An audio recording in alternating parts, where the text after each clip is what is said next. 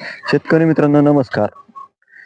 डिसेंबर महिन्याचा शेवट होत आलेला आहे. थंडी खूप प्रमाणात वाढलेली आहे आणि आपल्या आंब्याला आता बऱ्याच प्रमाणात मोहर निघायला सुरुवात झालेली आहे आणि ह्या मोहरची आपल्याला आता काळजी घ्यायची आहे. वातावरण बदल होत राहतोय, त्यासाठी आपल्याला याची काळजी घ्यायची आहे. तर याच्यावर मुख्य म्हटलं तर लाल कोळी, थ्रिप्स इत्यादी, मावा, तुडतुडे यांचा प्रादुर्भाव होत असतो. त्यामुळे आपल्याला याच्यावरती इमिडाक्लोप्रिड 30.5% SC हे कीटकनाशक आपल्याला 1 लिटरसाठी 2.5 ml हे घ्यायचं आहे आणि त्याचबरोबर